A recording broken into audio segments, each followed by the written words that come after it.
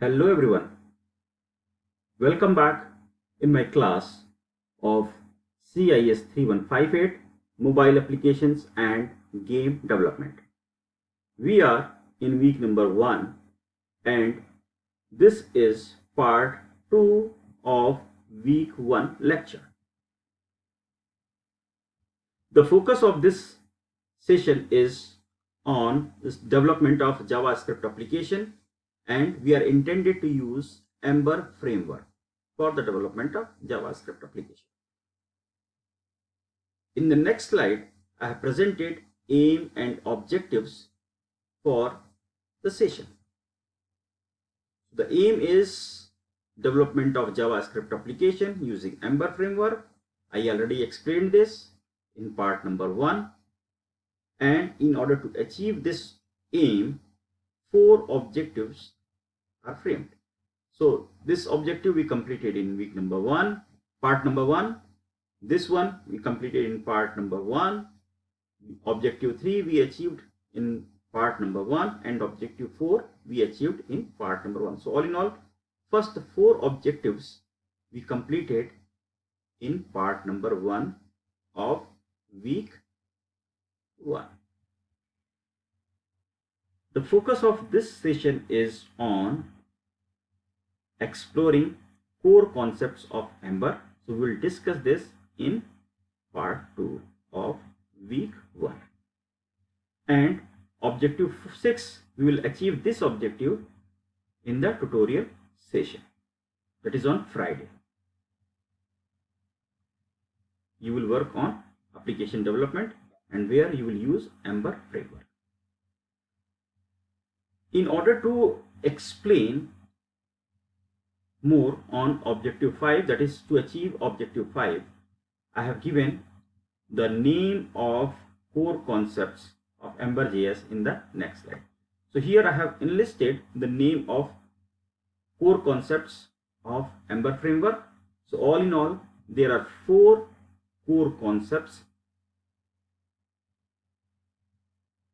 given in Ember framework, and the name are listed here. So the first core concept is known as router. The second core concept is templates. The third core concept is known as models, and the last core concept is known as component. And we will discuss these core concepts one by one in this session. And to explain these core concepts more effectively, I have presented a workflow diagram for Ember.js.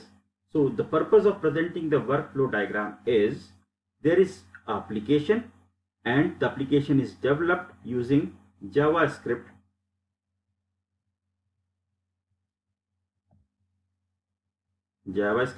Where the developer has used Ember framework for the development of JavaScript application, and then we will see the role of core concepts for the application. And therefore I have presented a diagram to explain the workflow for the application which is developed using Java framework. So this is the diagram. So here we will understand the workflow of an application which uses Ember framework, and the main purpose of explaining the workflow is to make you understand the role of core concepts as we discussed in the previous slide. So here you can see the core concepts are given. This was the first core concept, this was the second, third and fourth. So we will discuss these core concepts, the role of these core concepts one by one, and we'll start the discussion with the first block, and the first block is given here, and this is for the browser. So here what this browser will do, this browser user is here, and what this user wants, this user want to use a URL. And why this user is using this URL? The user want to access the app which is written which is developed using JavaScript and Ember framework.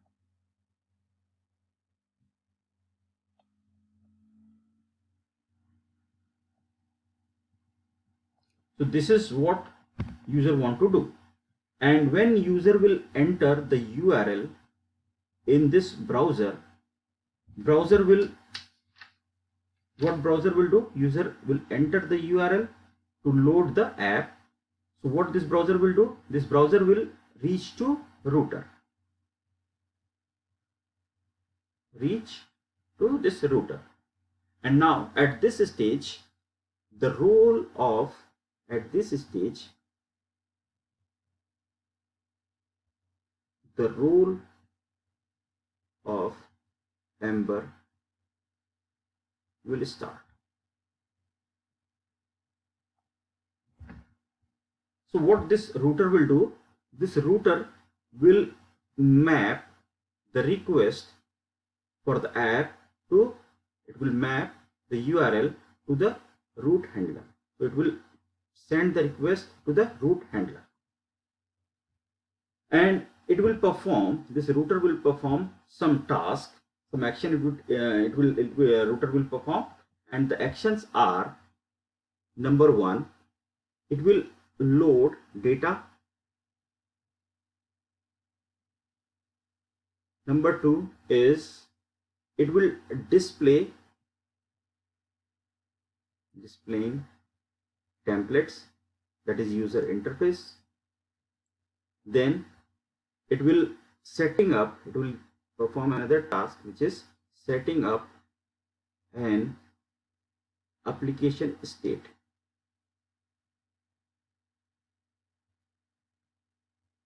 So this router will perform these different tasks.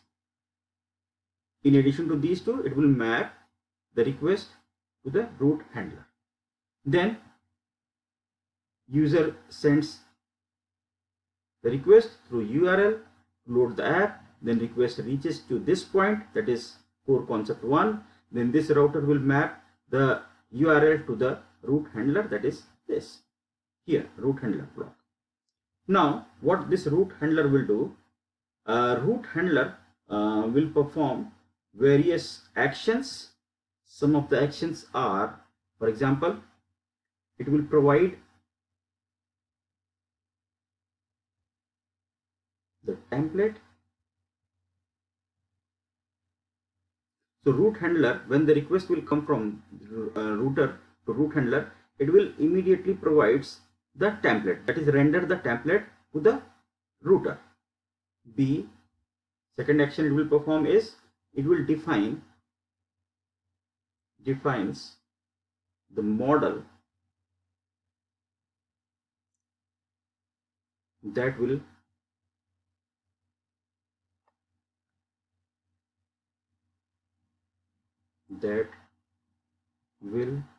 be accessible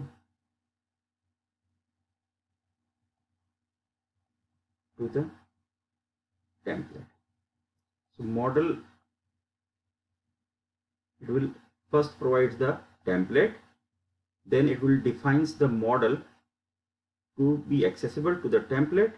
If both these will not work, then it will perform third action, that is if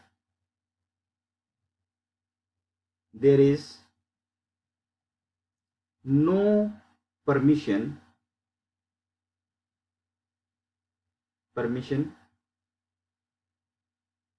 given for the user. If user has no permission to visit a particular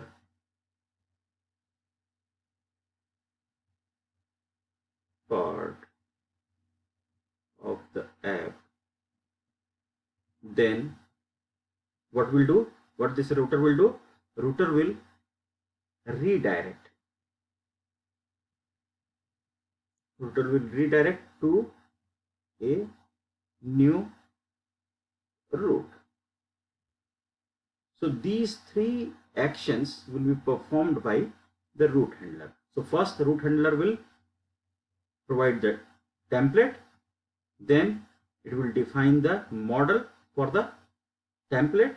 If there is no permission given to the user to visit a particular portion of the app, then what this router will do, it will redirect the user to the new route. So these are the actions performed by the root handler. Next we will see the role of the third core concept, which is template. And the question here is, what is the role of this template? And the answer is, it provides user an interface, that is how the app will look like. So it will provide the interface to the user. And here the term user interface indicates that this template will lead to building a front-end application for the end user. If there is no permission given to the user to use a specific portion of the app, then it will redirect the user to create a new user interface. This is what router will do. The next core concept is model, that is, this is the third core concept. Now we'll understand this. So here you can see root handler renders model, and the model persists information to the web server. And the model is a simple class. It is a simple class, and it extends the functionality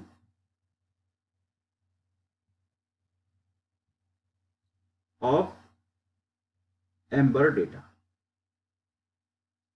So it will extend the functionality of Ember data. This is the role of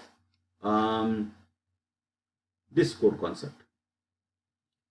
Actually, Ember data is a library that is tightly coupled with Ember JS framework to manipulate with the data stored in the database. So in order to access the stored data from the database, Ember supports the model.